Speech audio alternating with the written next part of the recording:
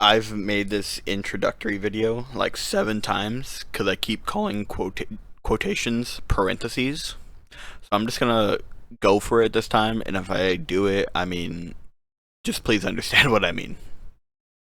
So this is a short introduction to Python. So the first steps you're gonna want to do is download Python. Here at python.org/downloads, and downloading the most recent version is ideal. Next, you're going to want to get an IDE to develop Python in. I like using PyCharm just because it's what I've used since I started developing in Python. You can get it here at jetbrains.com/Python. If you have another IDE that you like to work in, go ahead and use that. I have no preferences. I have no ill feelings toward any other ones. This is just the one I've always used. So once you open up to your IDE, you should get this screen or a screen similar if you're using another IDE. So you're going to want to open a new Python file, and we'll name this file main. Now today in this video I'm going to talk about 3 things: variables, print, and concatenation. So there are a few types of variables. We have numbers, which are ints. We have strings, which are words or phrases. So we have, say, cat or good boy. Those are strings. And then finally, we have booleans, which are true or false. It's literally true or false. Now, if you see, all these have red lines except the numbers, because this isn't how variables just work. You have to assign each one to a variable. So if I want to say x equals 25 and y is equal to 13 or 14, we'll go 14. And then we say, animal equals dog. Now, notice I put parentheses around dog. That shows that it's not a variable. It shows that it's an actual string. Because if I were to write dog and then try to run the program, it would say animal equals dog. Dog is not defined. That's because it's trying to find dog as a variable. So if I change this to parentheses dog and play, it go ahead and says everything is okay. So next, if we say animal breed equal to golden retriever.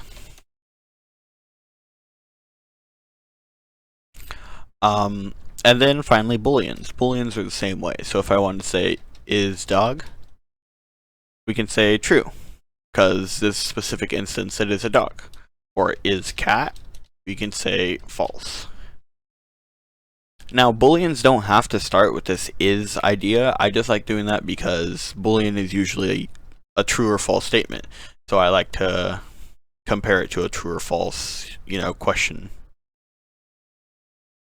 So now if we go ahead and run this program, you see everything works out. But nothing shows up on here. That's because we're not really doing anything in this program. So what we're gonna want to do is use a function called print, and print lets us display whatever we want to the console. So if I just type in print parentheses and say x, now we can see that it prints out the value of x, which is 25. And this works the same with, say, animal, which prints out dog, or is dog, prints out true. Now we can use the print method for a couple different things. So if I wanted to print out a combination of anything, say x plus y, we have x equals 25, y equals 14. So if we print out x plus y, it shouldn't give us 25, 14. It will actually give us 39. So if we go ahead and print that, we see it does the math inside the print function. The same can be done with concatenating strings. So if we have animal and add animal breed, we see that if we run this program, it says dog golden retriever. But see how there's no space in between dog and golden retriever? That's because there's no space after the word dog or before the golden retriever. And we could fix this by just throwing a space on the end or beginning of one of the words, but that doesn't necessarily look the best for strings. So what you could also do is concatenate a third string in the center to add a space. And the way we're going to do that is we're going to do quotation, double quotation, and then add this plus here, and then run the program. And we see it's doing the same thing. That's because I didn't add anything to the center string.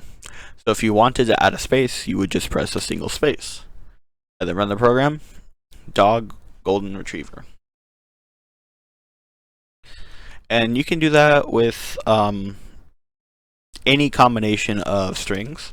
So let's have an example. So if I say double quotation and say my pet is a, and then we can add a space after here because right here it doesn't really matter. And then we can do animal. And then we can add a space.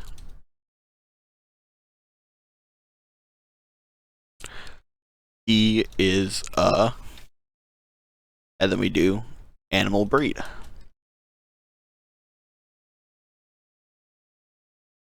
Then if we print this program, we'll see my pet is a golden retriever. He is a golden retriever. That's because I typed animal breed twice. Let's try running this program now. My pet is a dog. He is a golden retriever. Works out just as how I originally planned it to. So, what if I wanted these on separate? What if I want to say my pet is a dog, and then down here say he is a golden retriever? Well, I could take away this space and add a second print method.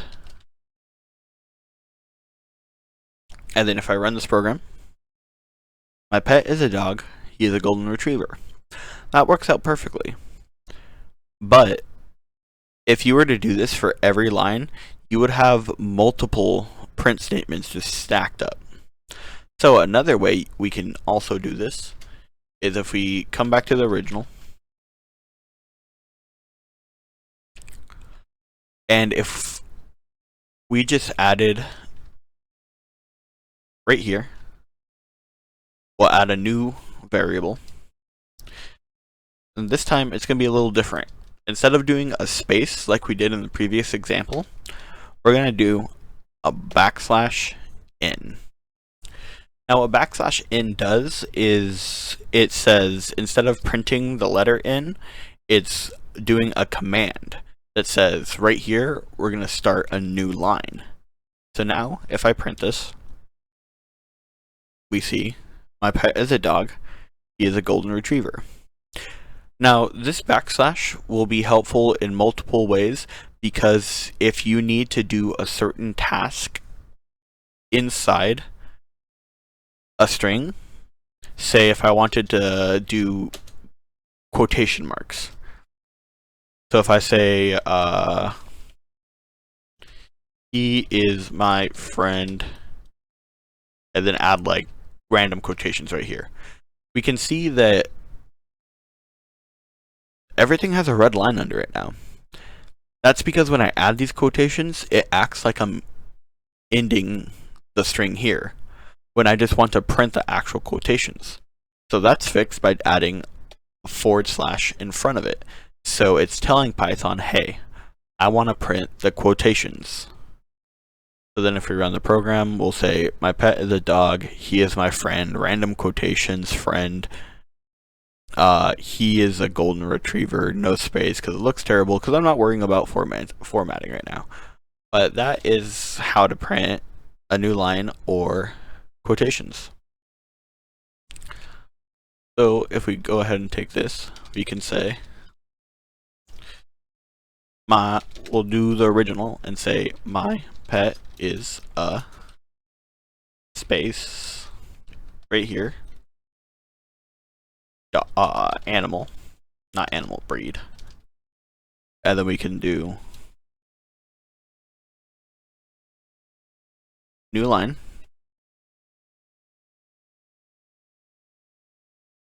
He is a animal breed. Now if we run this program like we did before, we'll get my pet is a dog, he is a golden retriever. Now the beauty of the print method is you don't want to edit it every time you want to say something.